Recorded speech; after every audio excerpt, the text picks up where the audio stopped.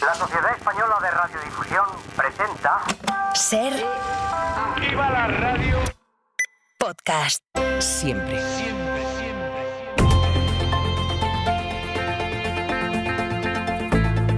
El Abierto. Ser Podcast. Despacio.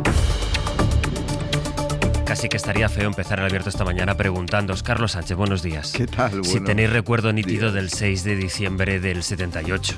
¿Por qué erais tan niños? Pues fíjate que era un niño y me fui de interventor.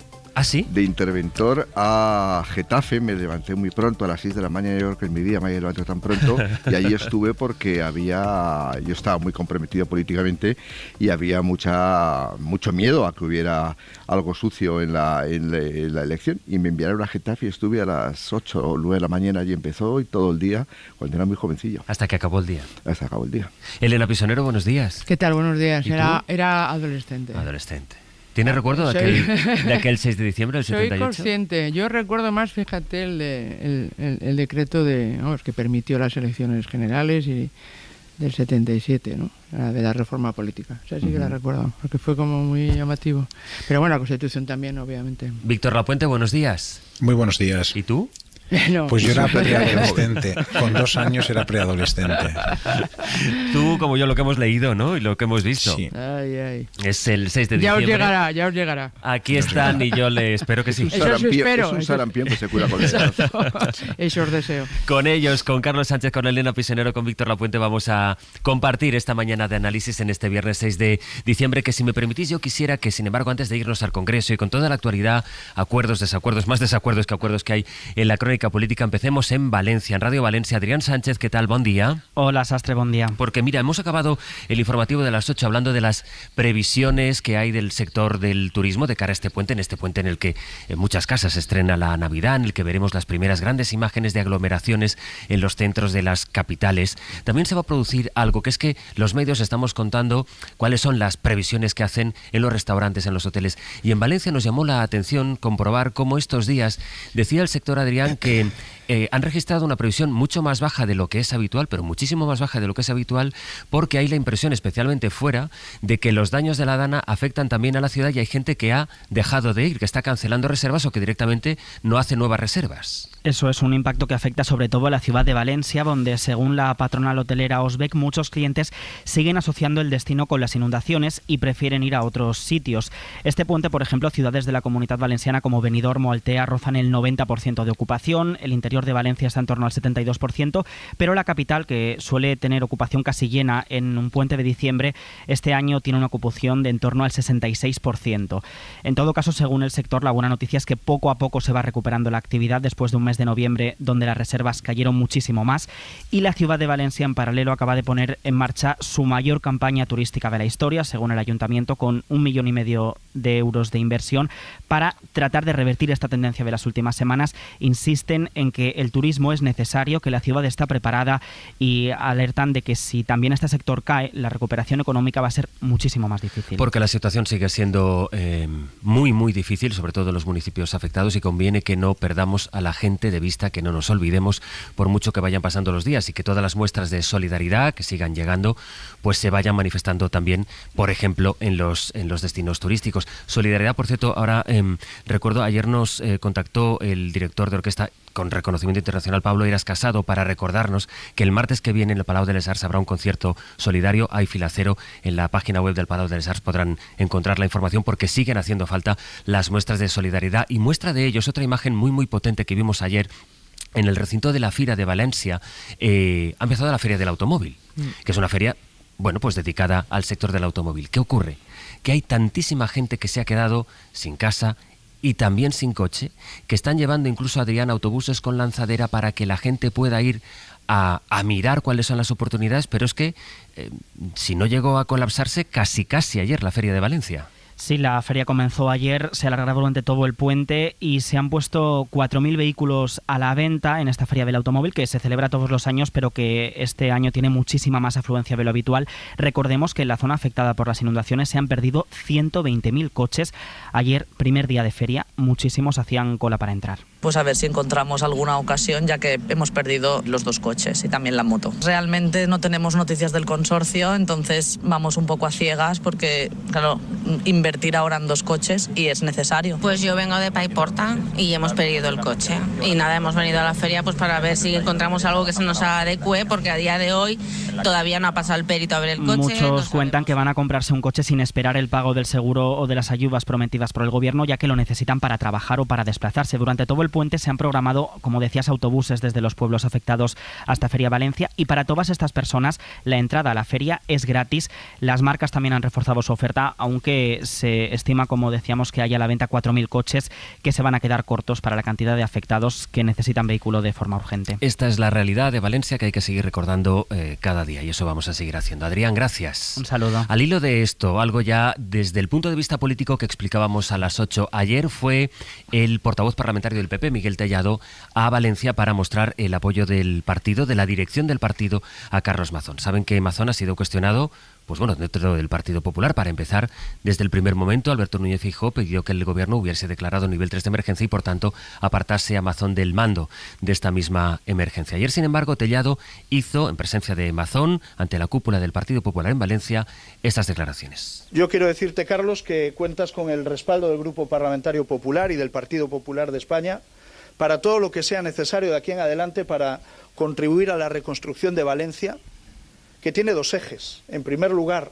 recuperar plenamente la normalidad, restaurar todas las infraestructuras afectadas, pero también hay otra vertiente, y es conseguir entre todos que lo que ha sucedido no vuelva a suceder jamás. Él dijo que había que hacer autocrítica. Es evidente que hay una gran frustración social frente a lo que ha sucedido y que la gente entiende que las instituciones quizás no hayan hecho todo lo posible para que lo que sucedió no pasase. Pero la crítica la centró, así como ahora escucharán, contra el gobierno. Yo no tengo ninguna duda que el gobierno de España actuó mal y actuó de mala fe, que quiso dejar sola a la Generalitat Valenciana ante una catástrofe de dimensiones que no tenían precedentes y que ahí tenemos lamentablemente las consecuencias. Y hoy, que es un día, Carlos, que el calendario nos recuerda la importancia de los acuerdos, por lo menos en determinadas cosas, quisiera empezar con el contraste que significan estas declaraciones hechas allí en Valencia. Sí, fíjate, además es una contradicción muy flagrante.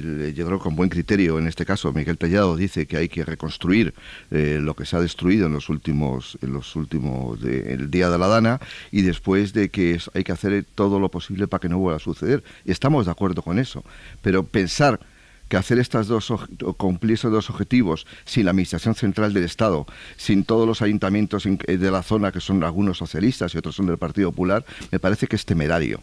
Es decir, yo creo que hay que buscar una fórmula de acuerdo entre las administraciones. Y claro, cuando alguien acusa a una administración, a unos responsables políticos de mala fe, entras en un juicio moral, yo creo, que no tiene sentido en la política.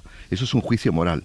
Es decir, lo que tienen que buscar, si queremos reconstruir y si queremos que no vuelva a suceder, hay que pactar, hay que acordar con las administraciones. Y ese lenguaje yo creo que es más fruto de un mitin que de un lenguaje de un político sensato y con capacidad de Estado. Elena. Bueno, yo creo que efectivamente estamos centrando el debate político en echarnos la culpa unos a otros, en lugar de ser más operativo y reducir esa frustración social, ¿no? Claro, eso tiene razón. Yo creo que este es un punto importante y el hecho de, bueno, pues centrar la gestión y la operación, digamos, política aquí en adelante, como has expresado, para reconstruir y dar ese confort que no se dio en el inicio de la tragedia. Yo creo que no es incompatible. Es verdad que vivimos un debate político, como digo, muy de confrontación, muy de eximirse culpas y echárselas a los otros, y eso, pues, como tú bien dices, Carlos, no ayuda al debate, pero lo están haciendo ambas partes, ¿no? Yo creo que al final los ciudadanos, pues, tenemos la sensación a veces de que solo hablamos de lo de ellos y no de lo nuestro, que eso es lo que me parece más peligroso, sobre todo no en general los ciudadanos españoles, que por supuesto, sino en aquellas personas que están sufriendo todavía un drama y una incertidumbre y malestar, porque a lo mejor tienen más certeza que incertidumbre sobre su futuro. Lo que pasa es que el corte era de Tellado, por eso Ya, no, pero sí, quiero decirte, pero obedece a que el panorama no es muy proclive al Estoy de acuerdo debate. en fin, no vamos a descubrir ahora la polarización, los riesgos de la polarización, la crisis de la democracia, y lo que pasa es que una cosa es la búsqueda de responsabilidades y el ruido que genera ese debate tan partidizado de la búsqueda de responsabilidades, pero sí es verdad que yo la acusación de mala fe no la he escuchado a nadie del gobierno. Podremos entrar en el debate de si el gobierno señaló de responsabilidades de unos queriendo no centrarse en las que pudo tener él, o en la Generalitat diciendo la incompetencia que tuvo, que él le atribuye a otro, pero hablar de mala fe, yo aquí en este caso solo se lo he escuchado a Tellado. Y no solo... Di, Víctor. Sí, y no solo a Miguel Tellado, ¿no? Ayer, sino también las insidias lanzadas por Dolors Montserrat en Bruselas, dejando caer la responsabilidad de la ministra en la gestión de la tragedia. Yo creo que también son preocupantes. Dicho esto, también dentro del Partido Popular ha habido respuestas positivas, ¿no? Vemos ahora, pues esta semana, el buen gesto de la aprobación de los presupuestos de la Diputación de Valencia por todos los partidos políticos, pero encabezado por el Partido Popular. Sería posible incluso, a lo mejor, llegar a un acuerdo de los presupuestos en la Comunidad Valenciana en la Generalitat, a ver qué decide Diana Morán, y el Partido Socialista. Creo que es una oportunidad de oro para tender la mano y tratar de, pues bueno, no sé si zanjar la polarización, pero es como mínimo llegar a acuerdos importantes.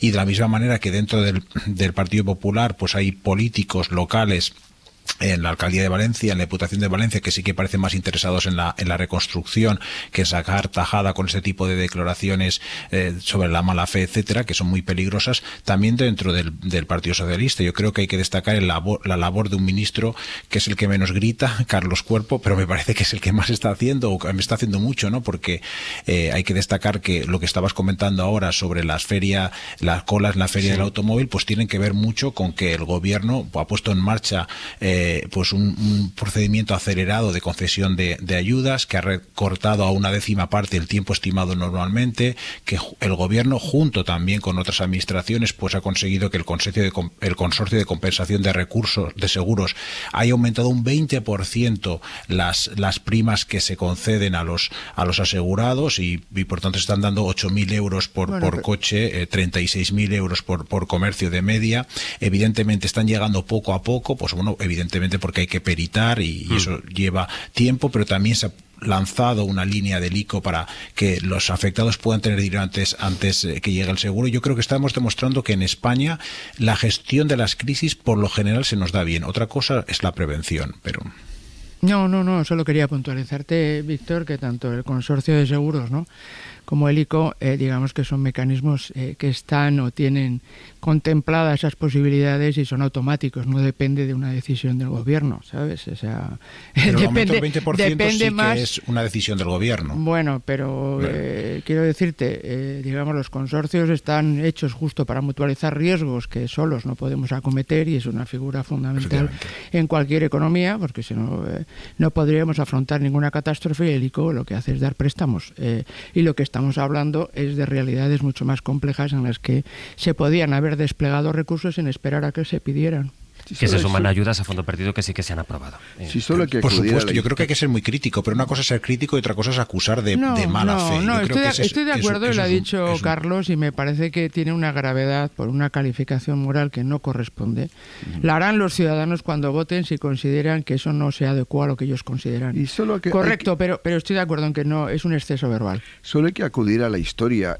Hoy que celebramos el Día de la Constitución, es decir, salvando las distancias, que evidentemente aquello fue mucho más terrible, es decir, lo que aprendimos después de la Segunda Guerra Mundial es que un proceso de reconstrucción de los países pasaban por el pacto entre todos los agentes económicos y sociales, y eso es el pacto social que ha funcionado en Europa desde el año 45 hacia acá, y decir que una cosa que es tan terrible como la Dana, que hay cientos de miles de afectados, pues claro, ¿cómo se puede hablar en esos términos? Me parece fuera de lugar. ¿Qué pacto es posible si el ejemplo más reciente que nos deja la actualidad es la ruptura, no ya del acuerdo, sino de las negociaciones siquiera para intentar llegar a un acuerdo sobre la reubicación de los menores migrantes? A eso vamos a la web.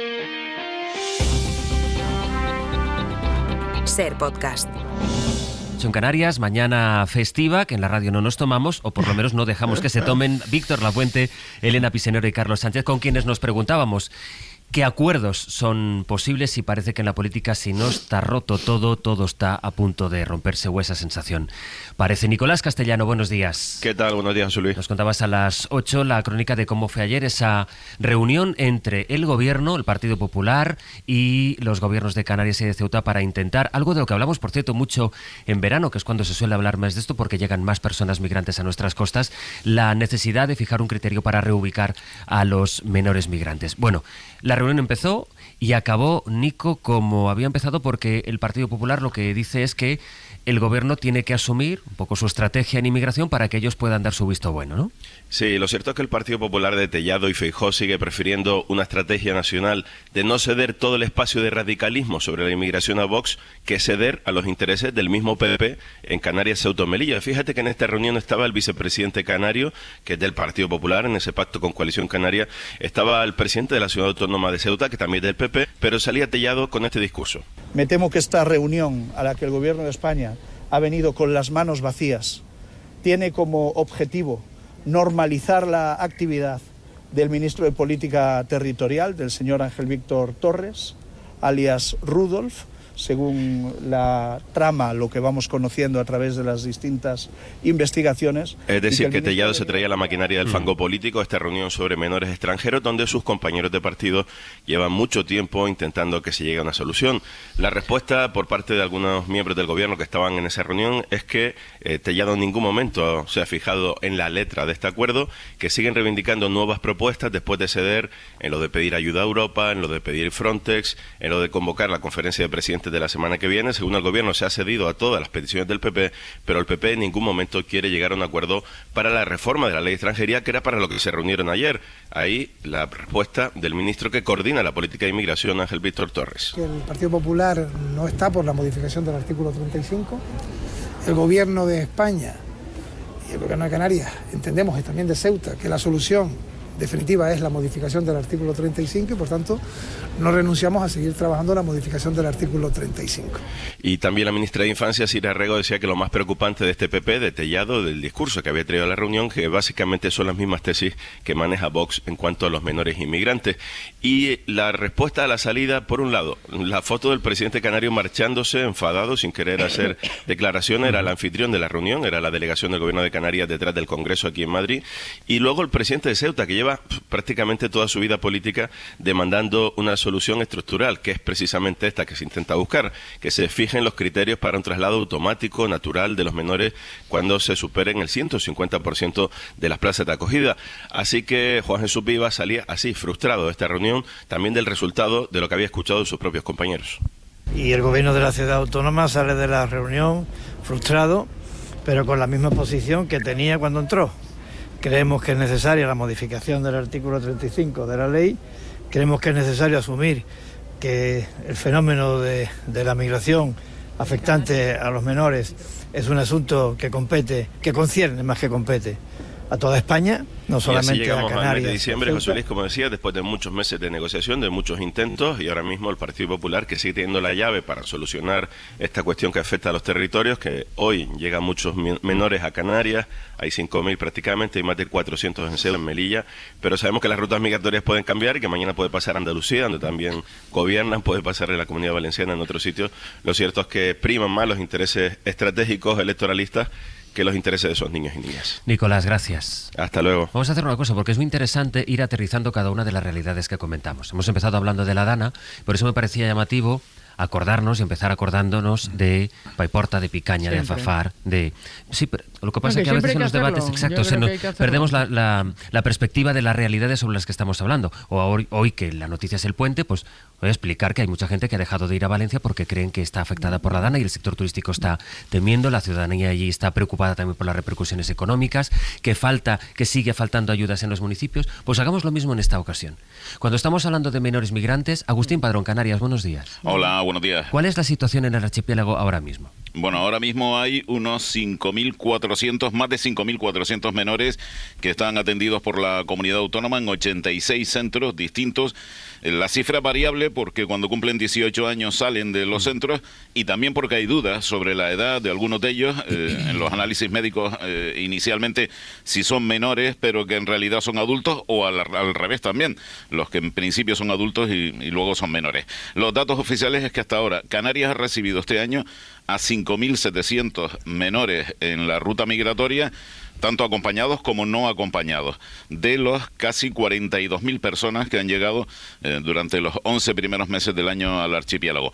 Los 86 centros están gestionados por distintas entidades, los hay de distintas dimensiones también, más grandes, más pequeñas, pero hay una realidad y es que escolarizados hay unos 2.500, es decir, son menos de la mitad, y desde el gobierno de Canarias insisten siempre que es muy difícil atender tal volumen de estos niños y niñas de una manera adecuada y tal como tendrían que ser acogidos teniendo en cuenta los derechos de la infancia, ¿no? Agustín, gracias. Hasta luego. Es esta, Elena, la realidad de la que estamos hablando. Sí. Decía Vivas al salir, que también tiene que gestionar en Ceuta la situación. No es que nos competa, es que nos concierne a todos. Parece una frase bastante ilustrativa de lo que hay sobre la mesa ahora. No, sí, yo creo que eso es así y está bien que lo enfaticemos, ¿no? Pero pienso que es importante también, una vez puesto el foco en quien lo está sufriendo ahora, ampliar el perímetro para ser conscientes de en qué contexto se produce ese problema que efectivamente nos concierne a todos, de manera que la solución que demos a una emergencia que se está prolongando hasta considerarlo estructural, ¿cierto?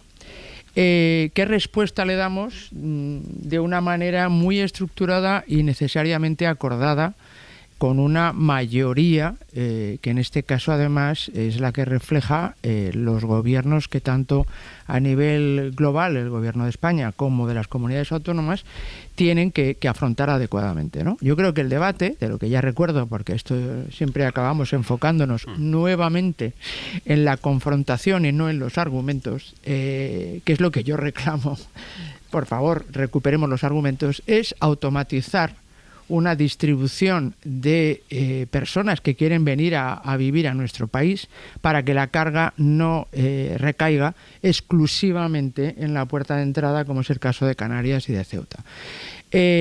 ¿Automatizar el reparto resuelve el problema? Pues no lo sé. O sea, yo creo que es importante. Se resuelve un problema inmediato, concreto, que es el que sufre Canarias y Ceuta, entre otras zonas de nuestro territorio, pero no se resuelve el problema de fondo y puede que la solución que demos de automatismo perpetúe la puerta abierta a nuestro país sin establecer las reglas que ordenen un proceso que desde luego tenemos que poner en clave de necesidad, no de una amenaza que hay que combatir, como hace la extrema derecha, sino como una necesidad que hay que gestionar. Y yo creo que por parte del gobierno no se está sabiendo explicar con claridad cómo se quiere gestionar el tema migratorio en España de manera que no alimente las bajas pasiones de una minoría no tan minoritaria como puede ser Vox y como puede ser una Europa que está basculando hacia un planteamiento mucho más agresivo y que refleja un malestar social que creo que en parte es por la falta de explicación de lo que es un problema estructural de largo plazo que no podemos analizar por un tema muy puntual que, siendo muy grave, no está dando la dimensión del problema. Con un contexto europeo, que es el que ahora mencionabas tú, a la extrema derecha, que ha hecho bandera del discurso precisamente anti-inmigratorio, bandera que le ha permitido ir creciendo en países clave. Tenemos unas elecciones adelantadas el 23 de febrero en Alemania. Veremos cuál es el papel también que juega en el desenlace del complicado, del laberíntico escenario político francés también la extrema derecha. Por aquí vamos a seguir el debate. Ahora vamos a parar para las noticias de las 9, momento para el que faltan 3 minutos y después con Carlos y con Víctor seguimos el análisis a partir de este punto, el debate migratorio en nuestro país. De un viernes de puente en el que el asunto principal de la política va a ser el aniversario de la Constitución. Hoy cumple 46 años y como en cada uno de esos aniversarios, el Congreso conmemorará el día en que fue aprobada y refrendada por los ciudadanos, Sergio. Y a esta hora empiezan a llegar ya poco a poco los invitados a ese acto institucional en la Cámara Baja. En algo más de una hora empieza el izado de bandera. En él van a estar los presidentes del Congreso y el Senado, el presidente del Gobierno y el líder de la oposición. Y allí está también Josué Coello. Buenos días. ¿Qué tal? Buenos días. Sí, el Congreso sigue preparándose para los actos por el Día de la Constitución. A las 10:30 se producirá en la carrera de San Jerónimo el tradicional izado de bandera organizado por el Ministerio de Defensa. A partir de las 11 de la mañana entrarán en el Congreso presidentes autonómicos y a las 12 Alberto Núñez Feijóo y Pedro Sánchez comenzarán en el acto solemne. Los escucharemos con el discurso de Francina Armengol. Esto decíamos en un día festivo, de puente, en el que la ocupación hotelera media para toda España está en el 70%, por encima del 80% en la Comunidad Valenciana, que sigue siendo uno de los destinos preferidos, también en Murcia, Extremadura y en Madrid, donde el Ayuntamiento prevé acabar diciembre con una ocupación del 90%. Así que fin de semana largo y después de un Black Friday en el que las compras de ropa bajaron. Se espera, eso sí, que remonten estos días. Carlos Sevilla. Las ventas del sector textil cayeron en noviembre casi un 3% respecto al mismo mes del año pasado, rompiendo así una racha de 4 meses seguidos de subidas. Dice la patronal Acotex que las cifras de noviembre han sido muy malas y que el ligero repunte de las ventas por el Black Friday no ha sido suficiente para compensar la caída. Eduardo Zamácola es su presidente. La campaña de Black Friday ha sido más floja de lo que se esperaba, pero los comerciantes somos optimistas y esperamos que la campaña de Navidad y el mes de diciembre las ventas aumenten de manera considerable y podamos cerrar el año con crecimiento con respecto al año anterior. De momento, hasta noviembre, las ventas solo están un 0,2% por encima de las de 2023. Además, en Siria, medios internacionales informan a esta hora de la huida de miles de personas de Homs, la tercera ciudad más poblada del país. Los rebeldes están muy cerca y pueden hacerse con su control, dicen, en unas horas. Ya han capturado ciudades clave como Alepo en el norte y Hama en el centro. De los deportes Sampe, anoche sufrieron los equipos de primera para superar la segunda ronda de la Copa, pero solo cayó eliminado el Alavés. En el que se estrenaba además en el banquillo el Chacho Cudet, que ha sustituido durante la semana al destituido Luis García Plaza y no pudo empezar peor. Eliminado de la Copa, no pudo pasar anoche del empate a 2 con el Deportivo Minera de segunda ref y cayó en la tanda de penaltis. Clasificados Atlético de Madrid, Osasuna, Getafe, estos en los penaltis, Sevilla y Real Sociedad de primera división, Racing, Ferrol y Cartagena de segunda y 2 de primera ref, Marbella y Ponferradina, que eliminaban a 2 segundas, Burgos y Castellón respectivamente. El lunes, sorteo de la siguiente ronda en la que ya entran Real Madrid, Barça, Athletic Club y Mallorca. Y esta noche tenemos ya el Celta-Mallorca desde las 9, partido que abre la jornada 16 en primera.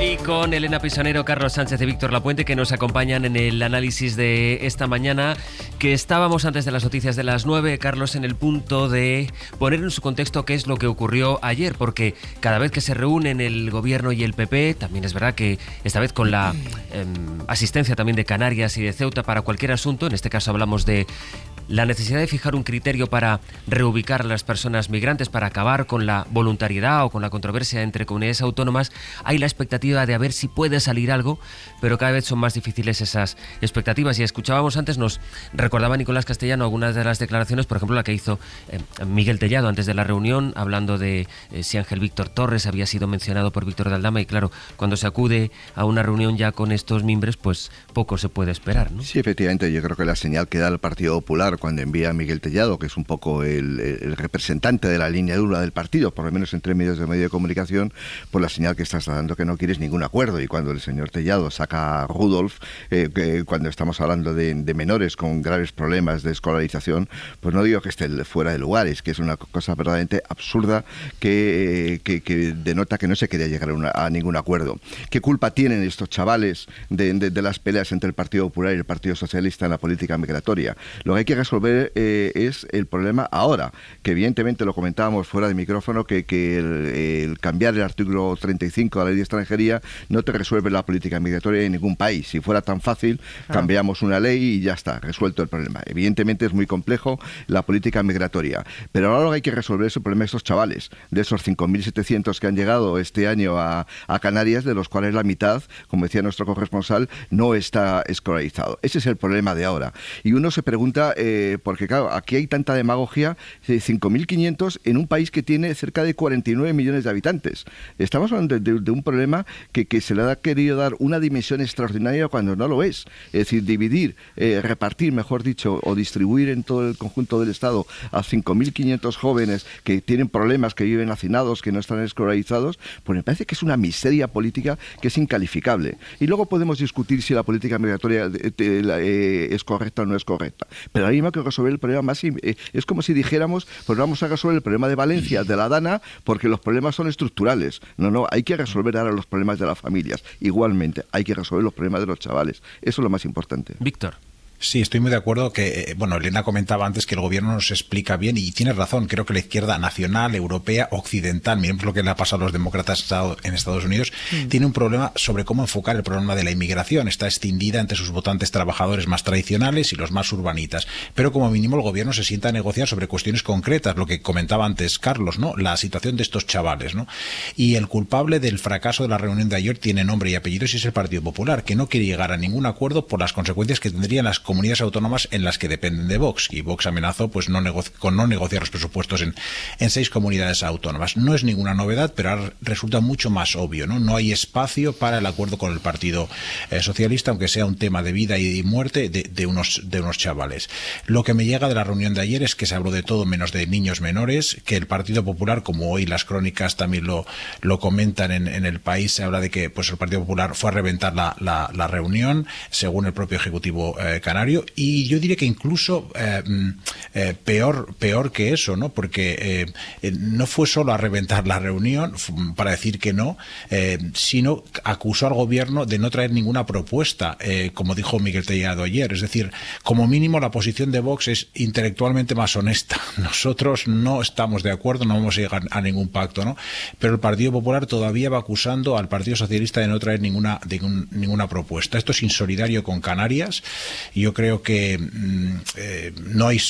yo creo que es la primera vez, o al menos que yo recuerde, que no se aplica un principio de solidaridad en España ante un drama humanitario o una catástrofe, y seguimos con esos casi 6.000 menores en Canarias, y yo creo que además no solo no hay solidaridad con otros territorios, sino no eres solidario, Partido Popular, ni tan siquiera con tu propio partido, ¿no? ¿Qué le dices al pobre Juan Jesús Vivas, el presidente de Ceuta, que hubiera estado, pues imaginamos, muy contento de alcanzar un acuerdo aunque fuera de mínimos, ¿no? Y es verdad que hay que buscar un gran pacto sobre inmigración, pero no hay una solución mágica. Ningún país la ha aplicado, y cuando las aplican, como las de Meloni por parte de la derecha o como las de Mette Frederiksen por parte de la izquierda en Dinamarca, resultan altamente pues controvertidas y problemáticas para el respeto de los derechos humanos. No hay una gran solución, pero sí que podemos avanzar en pequeños pactos, ¿no? Y si no nos ponemos de acuerdo ni tan siquiera en esto, que es la vida y las condiciones de estos pobres jóvenes, pues realmente es lamentable el panorama. No, yo por puntualizar, que seguro que José Luis se lo sabe y me ayuda a clarificar esto, no es que no se produzca un reparto, o sea, yo creo que la solidaridad se está produciendo, se están distribuyendo a estos menores. Pero de manera, es decir, no hay ningún criterio, es decir, cada comunidad dice, yo puedo acoger, o yo me comprometo a acoger, entonces depende un poco del voluntarismo, de la necesidad de que una comunidad tenga y un presidente autonómico tenga la decisión, tome la decisión de decir, pues nosotros vamos a acoger a tantos.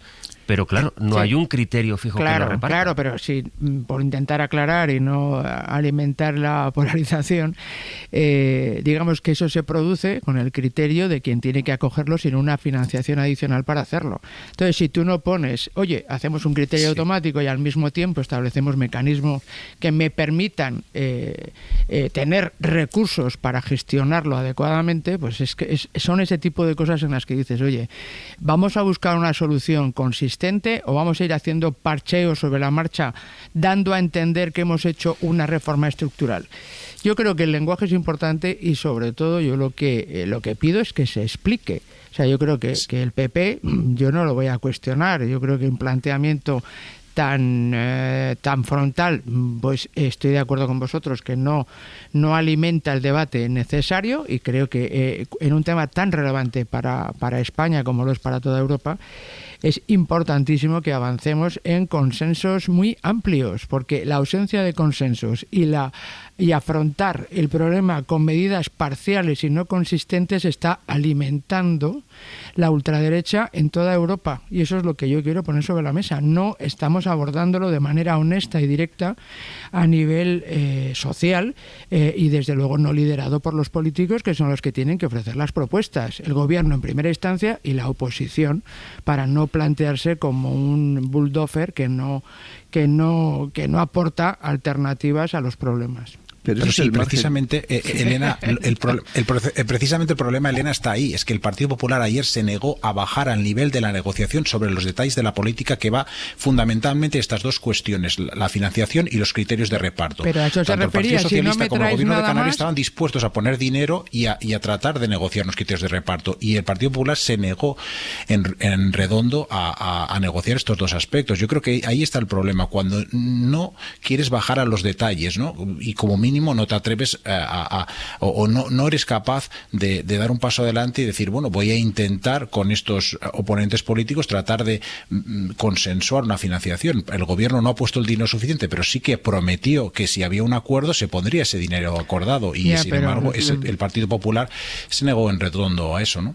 Pero por encima de los detalles técnicos, que yo creo que Víctor tiene razón cuando dice que eso es lo que hay que discutir, cuánto cuesta, hablando en esos términos, el traslado de inmigrantes, de jóvenes hacia el resto de España, y se le dota económicamente y se soluciona cuando tienes voluntad de negociar. El problema va mucho más allá, que yo creo que desde el punto de vista humanitario. Es decir, porque uno se pregunta, ¿qué culpa tienen los chavales que están en Canarios de que en 6 comunidades autónomas el Vox no les apruebe los presupuestos? ¿Tienen alguna culpa esos chavales? No tienen ninguna. Eso es otra política. Es decir, estamos hablando de un tema humanitario, no estamos hablando ahora de... porque, claro, puede parecer que va a costar miles de millones de euros, pero son cifras ridículas comparadas con los presupuestos. La Comunidad de Madrid tiene un presupuesto de más de 25.000 millones de euros. La Comunidad de Valencia tiene un presupuesto de más de 20.000 millones de euros. Estamos hablando realmente de cosas muy pequeñas. Es decir, que es un tema humano, no es un tema de negociación técnica. Vamos a resolver algunas de las dudas que se planteaban ahora en la mesa. Le pidió a Nicolás Castellón que se volviera a conectar. Nico, estás por ahí, ¿verdad? Sí, aquí estoy. Algunas preguntas. Ahora me preguntaba Elena cómo funciona el reparto. Decía que es un poco a criterio de las comunidades que acuerdan en las conferencias sectoriales, pero es que ni siquiera esos compromisos que asumen las comunidades luego se llegan a materializar. Sí, fíjate, te hacía ahora un comentario conectándonos a través de la conversación que mantenías con los analistas, y es que en la conferencia sectorial de julio se acordaron en Tenerife la distribución de poco más de 350 niños y niñas en las comunidades autónomas. Esa distribución no se ha producido. Solo en muy pocos casos se han distribuido algunos de esos chicos y casi nos sobran los dedos de las dos manos. Pero es que el ministro actual de Política Territorial, el que coordina la política de inmigración del gobierno, que fue presidente de Canarias, ayer mismo a la salida de la reunión decía que de los acuerdos de la conferencia sectorial en la que él era presidente en 2023 todavía no han salido los chicos de Canarias al resto de comunidades autónomas. Como no funciona este mecanismo voluntario, como las comunidades autónomas no llevan a cabo estos acuerdos a los que se comprometen con la ministra de Infancia adelante, es por lo que se busca la reforma del artículo 35. Y sobre la financiación, sí. José Luis, que también escuchaba comentarios, al principio de la negociación eran las comunidades autónomas las que de manera normal planteaban, oye, ¿cuánto nos va a costar este aumento de llegada de chavales a nuestra región? ¿Cómo se va a financiar? Cada vez que se han ido reuniendo, se han ido aclarando los parámetros presupuestarios. Y ya no solo es que vaya a pagar el Estado prácticamente todos los gastos de la acogida, de la distribución, etcétera, etcétera, sino que el Estado está dispuesto ya incluso a pagar los programas una vez que cumplen los 18 años, para ayudarles, digamos, a ese acompañamiento a la vida adulta, a la formación, al acompañamiento a llegar a una oportunidad laboral o incluso de prosperidad de todo tipo. O sea, que no se trata de parámetros técnicos en los que estemos discutiendo ahora mismo el dinero o los criterios de distribución, discusión, se trata de un posicionamiento político, claramente. Nico, gracias. Hasta luego. Preguntas, dudas que surgían en la conversación, dudas resueltas. Festivo que, por cierto, se va a alargar hasta el lunes en 6 comunidades autónomas, en el resto, la mayoría, el lunes ya, vuelta al trabajo. ¿Y con qué escenario político? Pues seguramente volveremos el lunes a la misma rutina de siempre. Guillermo Lerma, buenos días. Hola de nuevo, Sastre. Porque no parece que el acto que empieza a las 10:30 con el izado de bandera y luego ya a las 12 en la recepción tradicional en el Congreso y el discurso de la presidenta, pues vaya a cambiar mucho las cosas, por lo menos por la previa, por la perspectiva con la que se acercan los grandes partidos. No, actos en los que van a coincidir, como es habitual, el presidente y el líder de la oposición, que recordábamos llevan casi un año sin hablar o reunirse en privado. Ambos llegan a este aniversario de la Constitución, habiendo resuelto, es cierto, en estos últimos 12 meses asuntos que estaban pendientes, como por ejemplo esa renovación del Poder Judicial o la reforma del artículo 49, que esta vez no serán asuntos que estén en los tradicionales corrillos que se celebran en la recepción posterior. Pero a pesar de eso, de ese entendimiento puntual que ha habido en estos últimos 12 meses, el clima de distanciamiento entre las formaciones es más grande que nunca. Nadie ve margen, como comentabais, para que ese entendimiento se extienda a otros temas como la financiación, la vivienda o la crisis migratoria. El PP no se mueve de la estrategia de intentar mostrar a un gobierno cercado por los casos de corrupción o inestable por la falta de apoyos parlamentarios. Génova no quiere dar al Ejecutivo un margen que le permita quitar el foco de esos asuntos como la corrupción. Han asumido que su única actividad de gobierno va a ser resistir y refugiarse de la justicia. Y para eso van a utilizar en su defensa todas las instituciones del Estado. A los amigos la amnistía y a los enemigos la Fiscalía. Madrid se ha convertido en el epicentro de un modelo de la peor política. La política de la corrupción, la política de la crispación, la política del insulto, la política del bulo. Tellado y Óscar López, que ayer en la presentación de su candidatura a liderar el PSM aseguraba que da el paso precisamente para combatir esa estrategia, decía, de la política sucia que para el ministro lidera la presidenta de la Comunidad de Madrid, Ayuso, que estará junto a otros presidentes autonómicos hoy en el Congreso. Estará Salvador Illa, que vuelve, un presidente de la Generalitat, a participar en estos actos. Una señal, dicen los socialistas, de que se recupera la normalidad institucional. No estarán grupos nacionalistas e independentistas de la Cámara, como es habitual, ni Vox, que desde hace algunos años solo asiste al acto de izado de la bandera que organiza el Ministerio de Defensa, pero no a escuchar el discurso de la presidenta Francina Armengol. Hoy es ese día, Guille, en el que los periodistas y los políticos comparten, no se pueden entrar grabadoras, al menos en mi época era así, no sé si han cambiado mucho las cosas, después del discurso de la presidenta, y ahí los típicos corrillos, ¿no? Eso es, después del discurso de la presidenta se abre la veda, no hay grabadoras, eso no ha cambiado. ¿Pero sí cuaderno? Sí, cuadernos, sí que hay notas en el móvil, así que aprovecharemos para preguntar al presidente, a Feijóo y al resto de ministros por algunos asuntos de actualidad. Claro. Y canapés, ¿no? Canapés también, vale. Alguna que otra copita de vino. Nosotros no, que tenemos que entrar en hora 14. Estáis de servicio. Eso es. Guille, gracias. Hasta luego. Te escuchamos en hora 14 con el contenido de esos corrillos. Recuerdo antes, Víctor, que cada vez que venía un 6 de diciembre, el Día de la Constitución, el gran debate era: ¿se tiene que reformar la Constitución? ¿Ha caducado la Constitución? ¿Qué hay que cambiar de la Constitución? Ahora la cosa ya está en que, decía Guille, hace un año que no consta una conversación entre Sánchez y Feijóo. Pues sí, tienes toda la razón. Cuanto más se necesita revitalizar el pacto constitucional para abordar problemas como los que hemos estado discutiendo ahora, ¿no? La DANA, las migraciones, los presupuestos, la defensa europea, que se siente amenazada después del nombramiento de Donald Trump, ¿no? Que nos deja un poco a expensas de Putin.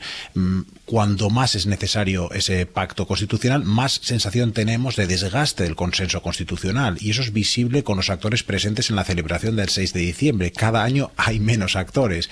Al principio, recordad hace unos años, pues solo los nacionalismos de izquierdas, el mundo Abertzale o Esquerra Republicana, se quedaban fuera. Luego se añadieron los de derechas, como Junts y el PNV, y también tenemos a parte de la derecha española con Vox, ¿no? En estas circunstancias es que no solo es casi imposible una quimera reformar la Constitución, es que es imposible que se sienten a una mesa, como lo hemos estado viendo también con el pacto de migraciones. Entonces yo creo que todas las señales son negativas. Es que coges cualquier cosa y la noticia del día, pues la presentación de la candidatura de Óscar López para liderar el PSOE madrileño, tampoco parece claro que va a ser un revulsivo contra esta forma de hacer política, ¿no?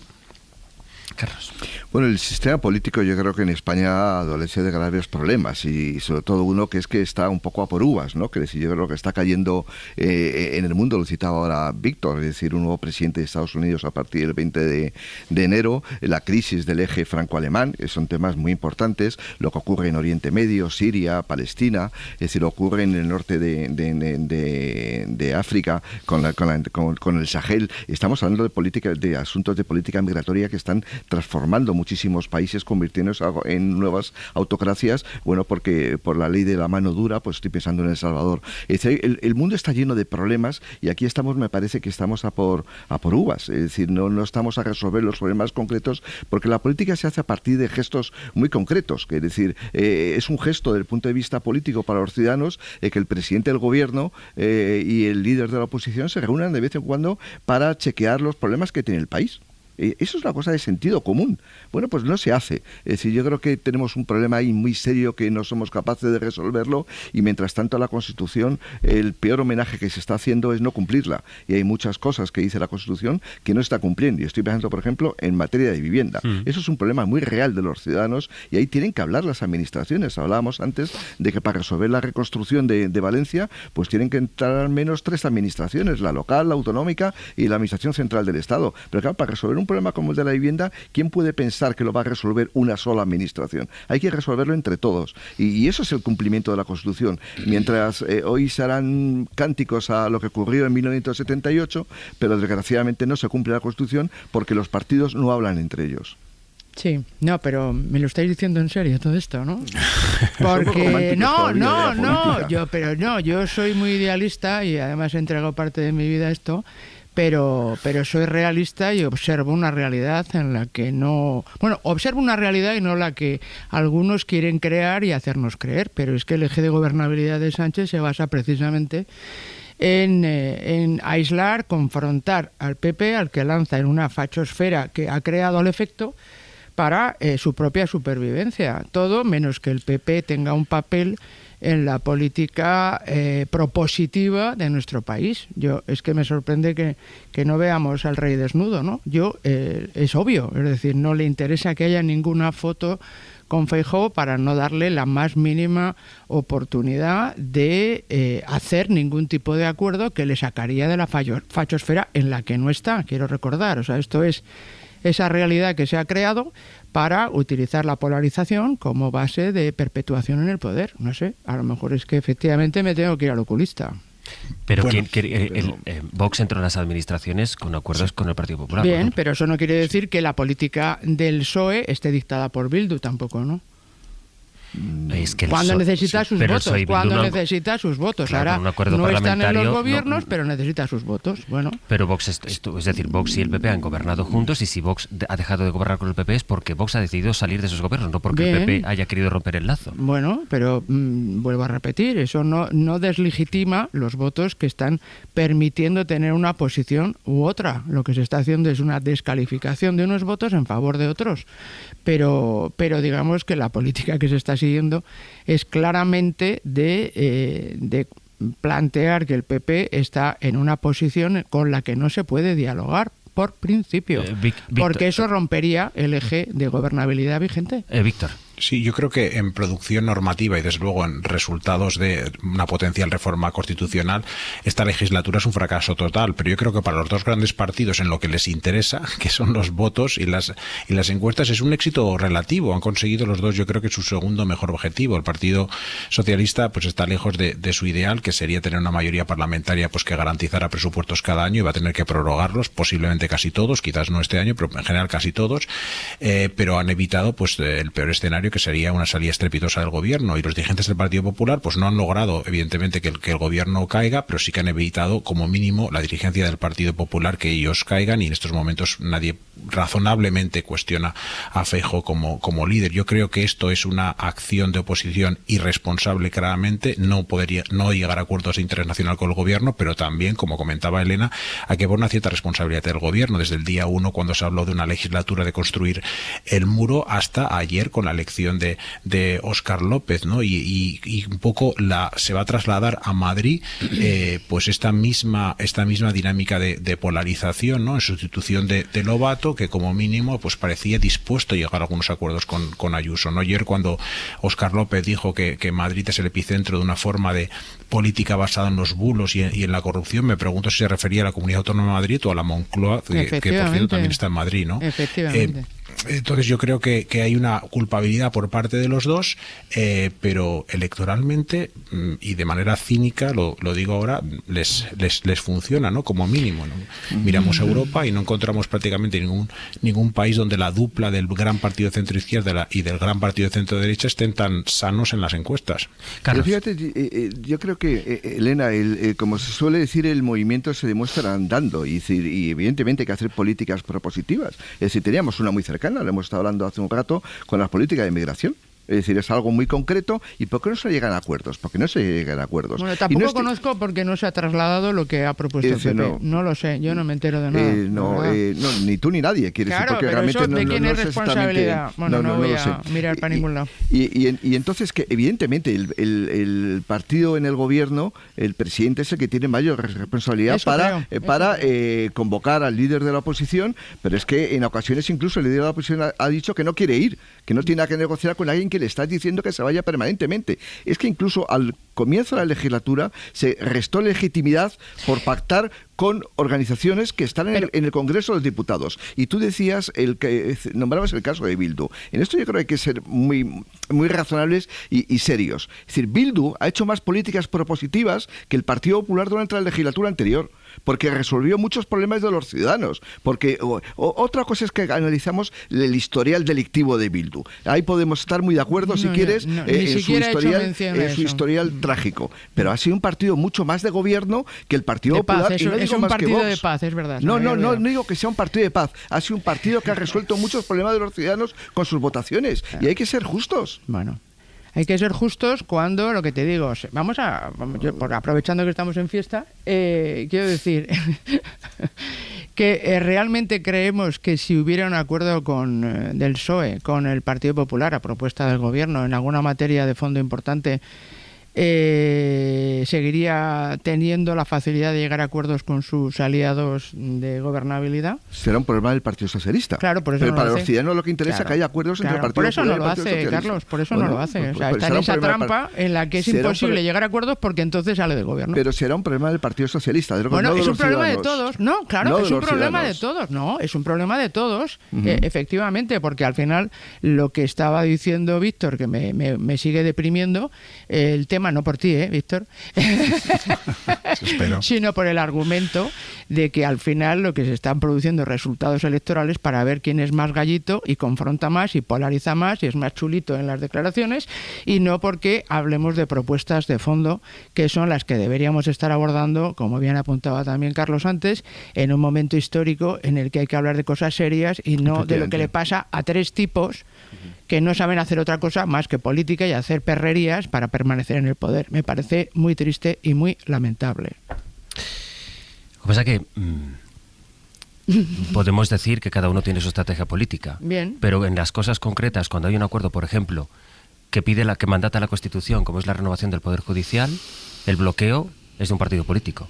O ayer, con el caso de la migración, que yo creo que hemos explicado perfectamente, Elena, la posición del Partido Popular y la posición del Partido Socialista. El Partido Popular empieza la reunión diciendo, más allá de las consideraciones que antes le dice Ángel Víctor Torres, que ellos lo que quieren es que el gobierno adapte su estrategia. Otra cosa es ya luego, si en la negociación o no, son capaces o no de llegar a acuerdos. Pero que, en fin, parece imposible, en vista de lo que hay, que se llegue a acuerdos políticos en el aniversario de la Constitución, pues esto parece que es evidente. Escribió Josep Ramoneda un artículo en El País que se titula La demolición, y él dice que hay gentes que llaman traidor y dictador al presidente del gobierno.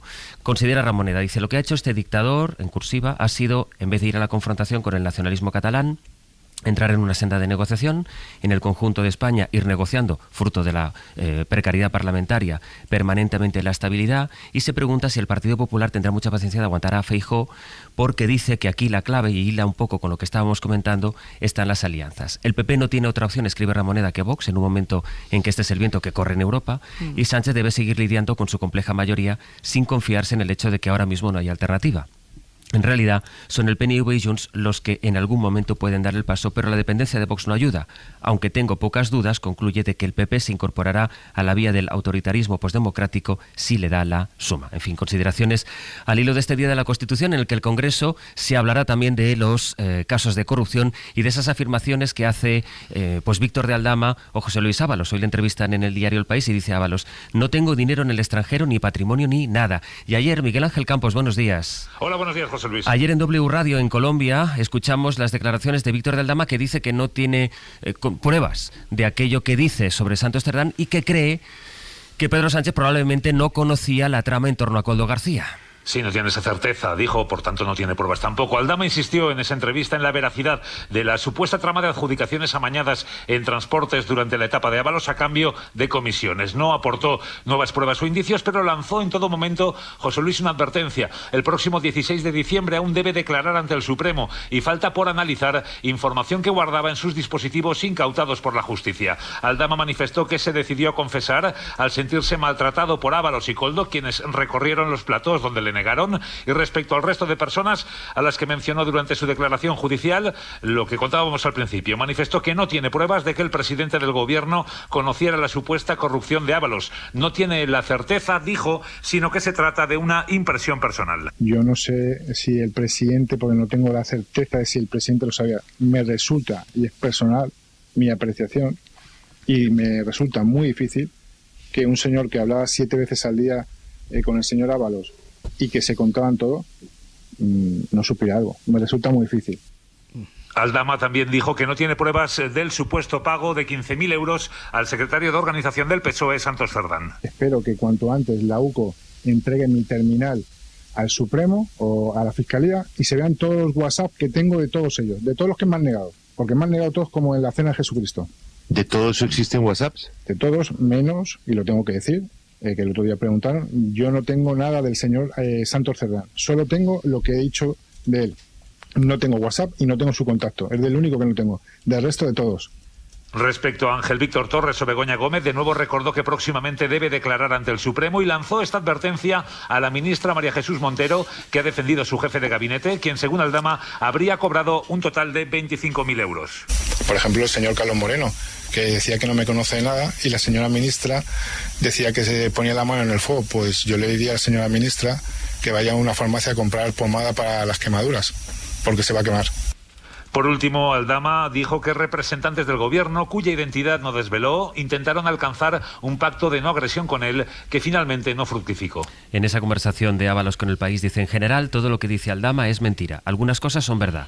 Para que una historia sea creíble, siempre tienes que decir alguna verdad. En fin, Campos, gracias. Hasta luego. Del otro asunto, saben que por la filtración del correo del novio de Isabel Díaz Ayuso, que ha acabado con la imputación del fiscal general del Estado, hemos conocido la nueva versión de la Fiscalía de Madrid. Pedro Jiménez, buenos días.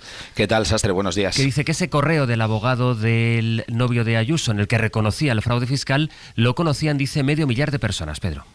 Sí, ayer hubo mucho movimiento en el Supremo, en ese juzgado que está investigando esta causa, Sastre, la Abogacía del Estado, que defiende al fiscal general y al fiscal jefe de Madrid, encausados en el alto tribunal por desmentir un bulo, ha presentado un escrito que arroja dudas sobre el informe de la UCO, que otorgaba un papel preeminente a Álvaro García Ortiz como fuente de la SER y de otros medios que publicamos el correo del novio de Ayuso, en el que reconocía que había cometido 2 delitos fiscales y pedía un pacto, informaciones que desmentían la fake news fabricada por Miguel Ángel Rodríguez de que el pacto lo ofreció el Ministerio Público. Ese documento recoge que más de 500 personas tuvieron acceso al cruce de correos y a la denuncia contra el empresario antes de que se publicara. El correo confesión se entregó en un buzón genérico al que tenían acceso 14 fiscales y 4 funcionarios, como ya contamos aquí en la SER, y después, dado el volumen del expediente, se cargó en una carpeta que comparten 499 personas. Por eso, los investigados subrayan que el informe de la Guardia Civil carece de fundamento y contiene errores, irregularidades, omisiones e indebidas inferencias. Un informe que también se publicó en prensa, y por eso el Supremo ha pedido a los juzgados de Plaza de Castilla que investiguen esta nueva, abro comillas, filtración, cierro comillas. Pedro, gracias. A vosotros. 20 minutos para que den las 10 de la mañana, las 9 en Canarias. Iba a deciros, casi como aliciente, ¿qué os parece si os llevo a París? Lo que pasa es que, claro, Está mal. si es para París, muy bien, pero... bueno, muy bien depende, porque claro, con lo que cuesta la vida allí, pues sí, eso. Pero si es que además hay que analizar la situación política... que pagabas tú. Pues has pensado mal, querido Carlos.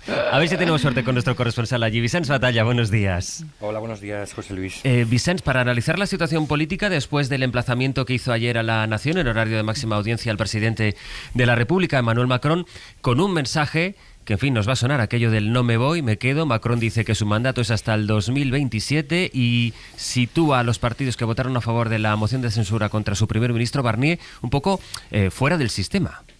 Sí, de hecho, aparte de decir que se queda, los acusó. Lo que hizo fue fundamentalmente regañarles. Es decir, eso fue la primera parte de su alocución y los definió como que formaban parte de un frente antirrepublicano, donde está la extrema derecha de Le Pen. Habló de la extrema izquierda, que se supone son los insumisos de Mélenchon, pero también metió dentro a los mismos socialistas y ecologistas y comunistas, porque los hace cómplices de la estrategia de Mélenchon, que dice que solamente está pensando en las presidenciales, por eso pide su dimisión. Esto fue un regaño a los socialistas y al mismo tiempo diciendo que serán los próximos días que anuncie el nombre del primer ministro. No dejó muy claro qué perfil sería, pero sí que dijo que tendría que ser alguien que pudiera salvarse de una nueva moción de censura como la de Barnier, que solamente ha durado 3 meses. Y por eso esta mañana ha convocado primero a los líderes políticos de su campo, por la tarde a los de la derecha tradicional, y este mediodía también Irán sí que ha convocado a los socialistas. No ha convocado a comunistas y ecologistas, pero sí a los socialistas. Y hace un momento el primer secretario socialista, Olivier Faure, decía esto en la radio pública. Estoy dispuesto a ir a discutir de todos los temas y ver qué es lo que es posible hacer sobre un tiempo limitado que permita hacer avanzar al país y que no se paralice. Es decir, Olivier Faure, el primer secretario socialista, está empezando a cambiar la estrategia del nuevo Frente Popular, porque así como los insumisos piden la dimisión de Macron, los socialistas ahora están dispuestos, también estarían dispuestos los ecologistas y los comunistas, a negociar cosas. Incluso cuando se le ha preguntado qué tipo de cosas, Olivier Faure dice que que esto de derogar la reforma de las pensiones, la subida de la edad de jubilación a los 64 años, se puede todavía discutir para ver si es posible a nivel económico. Es decir, hay un cambio de estrategia. Vamos a ver qué es lo que quiere esto decir en la izquierda, pero lo que también se basa es que Macron, el perfil de su nuevo primer ministro, seguirá siendo de su campo político, y ahora mismo el que tiene más números es François Bayrou, el veterano líder centrista, padrino de alguna manera de Macron, que ayer estuvo ayer almorzando con Macron, hoy vuelve a estar esta mañana con él, con los otros líderes del campo macronista, y ha empezado ya a tener conversaciones por teléfono, incluso con gente de la izquierda. Y de momento, si este fin de semana Macron anuncia un nuevo primer ministro, es porque tiene la cita de la reapertura de Notre Dame, donde tiene, pues evidentemente va a desplegar, va a aprovechar que le vienen aquí muchos jefes de gobierno y de Estado como Trump, para como mínimo vivir un fin de semana más tranquilo a nivel diplomático. París, de nuevo, como escaparate de la gran política, como escaparate, y luego también escaparate de la política internacional, con Trump allí, y la situación, el contraste con la reapertura de Notre Dame, pero con tal como está la situación política en París. Vicens, gracias. Gracias a ti, José Luis. Víctor, ¿cómo sale Francia de este laberinto político? Bueno, te olvides una cosa, Macron puede ir a rezar a Notre Dame, a ver si le salen bien las cosas por una vez, ¿no? porque ayer volvió a demostrar que él tiene el diagnóstico correcto de la situación. Él dijo muy claramente que lo único que están pensando sus oponentes políticos, Mélenchon y Le Pen, es en las próximas elecciones presidenciales y no están pensando en las dificultades de los franceses, pero de nuevo no tiene la solución adecuada, ¿no? Y el pronóstico pues más probable es que vamos a tener en los próximos meses o años una serie de gobiernos cortos, absolutamente inanes, y quizás esto nos precipita en unas nuevas elecciones legislativas, pero no llegarían como mínimo hasta el próximo verano. O sea que las perspectivas son bastante negativas. Son malas para Macron y nos olvidamos que también son malas para los demás. Es decir, Mélenchon, si se agitan las aguas y todo va al traste, si Francia acaba en un gobierno radical, lo más probable es que no sea Mélenchon quien se lleve el gato al agua, sino Le Pen. Pero también la situación es problemática para Le Pen, ¿no? Porque Macron le ha ganado 2 veces las presidenciales. Básicamente en 50 años la familia Le Pen ha perdido elecciones contra candidatos republicanos, y ahora, si quiere revertir esa situación, se enfrenta a un dilema muy difícil. Por una parte, sus votantes tradicionales, clase trabajadora francesa, ha apoyado la moción de censura, pero los votantes del futuro, los que debe ganar si quiere conseguir auparse al Elíseo, que son votantes de renta más alta, estos no quieren experimentos, no quieren una deuda disparada. Francia tiene pues un 6% de déficit, una deuda pública por encima del 110%, y no quieren controlar esta situación, con lo cual ahí seguramente va a tener que abrirse algún tipo de pactos con el próximo candidato. Para mí, lo más complejo de todo es que la lógica tradicional de la ciencia política salta por los aires. Es decir, si pusiéramos a todos los ciudadanos y ciudadanas francesas en fila, con la persona más de izquierdas en una punta y la de más de derechas en la otra, la persona de en medio, la persona mediana, sería o Barnier o alguien como Barnier, es decir, una persona de centro derecha, más a la izquierda que el casi 40% que vota a Le Pen, y más a la derecha de la mitad del electorado que vota a socialistas y a Mélenchon. O sea, Barnier o alguien como Barnier es el punto medio también de las políticas preferidas por los representantes que se sientan en la Asamblea Francesa. Y recordemos que es el parlamento más votado de los últimos años, o sea que es muy representativo. Pero a pesar de eso, un político como Barnier es imposible, y eso es una lógica endiablada. No, da gusto escucharte, Víctor, aparte de leerte, porque yo creo, y esto es un problema que nos afecta a todas las democracias occidentales, y lo tenemos que ver muy de cerca en Europa con 2 países tan relevantes como Alemania y Francia.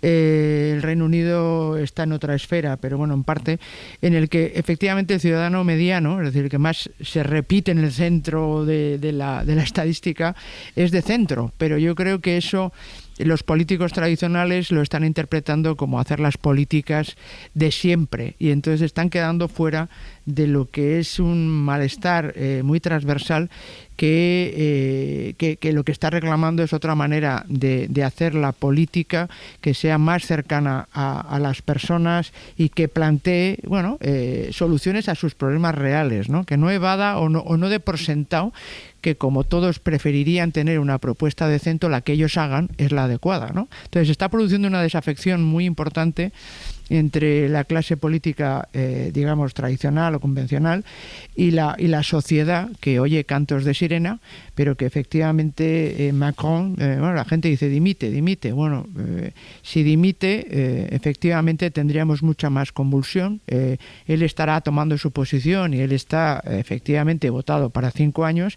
pero no se va a saber gestionar en el ínterin de qué manera se construye esa propuesta de centro europea, que yo creo que es la que se necesita en este momento, pero los políticos no la están sabiendo interpretar adecuadamente, ¿no? Sí, José Luis San Pedro, escritor y brillante economista, decía a sus alumnos, habitualmente lo comentábamos antes a cuento de la inmigración, Elena, del tema de lo coyuntural y lo estructural. Exacto. Y les decía a sus alumnos, lo más importante para un economista es saber lo que es coyuntura y lo que es estructura. Eso en la vida también sabemos los problemas de fondo y los problemas formales. Y yo creo que ahora mismo Francia tiene un problema estructural. Es decir, el modelo de Quinta República que inaugura De Gaulle en 1958 está agotado. Es decir, eso vale para un sistema político político, digamos, convencional, estandarizado, un sistema normal. Pero ahora este sistema híbrido entre una parte presidencial y otra parte parlamentaria es un caso raro en toda Europa. Es decir, ahora mismo hay una crisis política en Alemania, hay elecciones dentro de pocos meses y no es un problema estructural, es un problema, digamos, ahora que el Partido Socialista, esa coalición, pues está en malos momentos y probablemente vaya a ganar la CDU en Alemania. Pero el problema de Francia es un problema estructural. Es decir, ¿tiene algún sentido que un presidente de la República elija a un presidente de gobierno o un primer ministro que luego lo puede tumbar el Parlamento? Es decir, yo creo que hay un problema estructural de la Quinta República. Es que es una república construida como una monarquía. Claro, para resolver eso una vez más, es necesario los acuerdos políticos porque el mundo ha cambiado y me parece que Francia en eso no se ha enterado todavía. Víctor, di. Muy brevemente, yo creo que en general casi todos los sistemas presidencialistas, cuando tienen partidos a la greña, muy polarizados, la situación acaba en imposibilidad de llegar a acuerdos políticos. Ha pasado en México toda la vida, lo estamos viendo ahora en Estados Unidos. A medida que tenemos partidos cada vez más estructurados, los demócratas y los republicanos más alejados los unos de los otros, es casi imposible llegar a acuerdos y lo estamos también viendo ahora en Francia, ¿no? Pero yo pondría, o sea, insisto, lo que hubo ayer, antes de ayer, fue un acuerdo de los extremos por ir en contra de lo que el establishment, y además lo que mejor reflejaría la sociedad francesa, que es el Barnier, estaban en contra de ese planteamiento con las propuestas concretas que planteaba ese centro más convencional, ¿no? Y se han puesto de acuerdo con eso, pero lo que no va a haber es un acuerdo para generar una alternativa que tampoco los franceses querrían. En el caso de Estados Unidos, dices, oye, pues al final ha ganado Trump con propuestas mucho más radicales, bueno, en la confianza de que va a saber gestionarlo, pero con una crisis institucional de la democracia americana que va a tener muchísimas consecuencias, ¿no? Entonces yo creo que es un problema efectivamente estructural de cómo estamos entendiendo la democracia, de cómo se ha devaluado la democracia liberal, que está ordenada y articulada, y no una democracia popular en la que todo el mundo acaba votando lo que le suena más cercano a sus tripas que a su cabeza.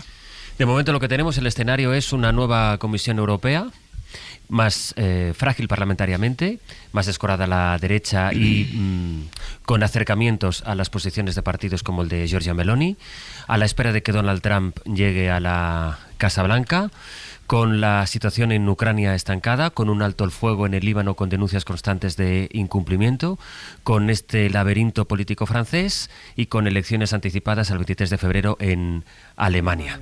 Ahora vamos a empezar a hacer balance del curso y proyecciones del curso que viene, pero desde luego van a ser programas muy entretenidos. Un poco de jaleo ahora que no hay nadie, no quiero dormir, no quiero dormir. Fíjate que yo pensaba, Sergio Castro, Pepe Rubio, buenos días. Buenos días. Que como leyendas de la radio que sois, ibais a librar hoy. No, pero aquí nunca. estáis. No, porque las leyendas siempre están. Para que la radio sea importante, tiene que hacerla todo el tiempo gente importante. Correcto. Por eso estáis aquí. Eso por es. eso y además para anticiparnos los contenidos del magazine a partir de las 10. Pues mira, vamos con libro a la biblioteca. Voy a leerte un párrafo breve de la contraportada del libro que hoy nos trae, que es: los protagonistas de este libro sienten que han perdido la libertad para ordenar su propia historia dentro de otra historia que es mucho más grande que ellos mismos. A mí, yo creo que hay que hacer mejor las contraportadas de los libros, porque lees esto y el libro es maravilloso, pero no sabes lo que hay dentro. Bueno, pero también porque es la expectativa, claro, ¿no? El cebar un poco. Yo creo que hay que... Bueno, pues el libro en cuestión es Lo digo maravilloso. por no empezar ya con una crítica antes de que empiece el tramo, No, Pepe. porque voy a decir que el libro es un libro de relatos maravillosos, 6 relatos de Nuria Lavari. No se van a ordenar solas las cosas. Está muy bien. Nos ha gustado mucho, toca sí. temas muy de fibra, muy de actualidad, y la vamos a tener durante toda la hora a partir de las 10. Digamos en todo caso que la dirección del programa no se hace responsable de los comentarios de uno de sus colaboradores. Eso es. Adelante, sigo. Que luego te explicaban en la carrera en Derecho que esta frase no te eximía de ninguna responsabilidad de lo que se dijera, pero era bonita. Pero era sí, bonito. sí, sí. Y lo más importante que hay que decir que es que hay que llamar al 900 100 800, porque esto es una biblioteca y necesita donaciones de libro de nuestros oyentes. 900 100 800. Ese libro que les marcó, que han regalado, que les encanta. ¿Cuál es? Llamen al 900 900 100 800 y a partir de las 10 le vamos a pedir que lo digan. Y a partir de las 11, historias musicales con Fernando Neira. Hoy, en el día en que cumplimos el 46º aniversario de la Constitución, Fernando Neira nos trae la historia de un grupo británico, eso sí, que se llama Magna Carta, que viene a ser en sí mismo una constitución. Claro. ¿Qué hay detrás de todo este grupo? Lo haremos a partir de las 11. Y también, con palabras mayores, festejamos la llegada de Coque Maya, uno de los grandes músicos de este país. Cumple también 40 años de trayectoria profesional, con un concierto en el Wizzing Center de Madrid el próximo 31 de enero al fondo, pero antes viene a hablar con nosotros de estos 40 años y también a cantar una de las canciones que forman parte del ya imaginario colectivo de todos nosotros. Por cierto, no se cumplen 40 años, pero parecen 40 siglos de Aitor Albizua dando la turra en este programa. ¿Se os olvida algo? No se nos olvida. Al final tendrán la dosis irracional e irresponsable de Aitor Albizua. De momento, en el 900 100 800 lo que les emplazamos es a que nos llamen para ver qué libro nos van a donar. Hoy que mucha gente tiene más tiempo, hoy que quizá apetece más la lectura que otros días, ¿qué libro quieren donarnos a la biblioteca de Antonio Martínez Asensio? En el 900 100 800. Yo de momento voy a despedir y agradecer que hayan compartido su mañana con nosotros, a Elena Pisonero, Carlos Sánchez, Víctor Lapuente, que paséis un buen día. Una mañana estupenda. Igualmente. Buenos días. Hasta luego.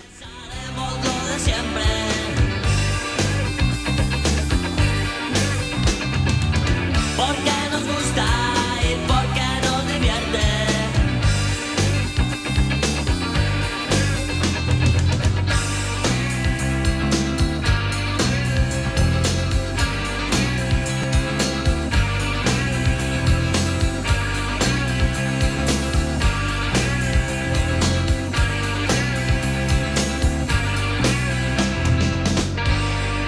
Para no perderte ningún episodio, síguenos en la aplicación o la web de la SER, Podium Podcast o tu plataforma de audio favorita.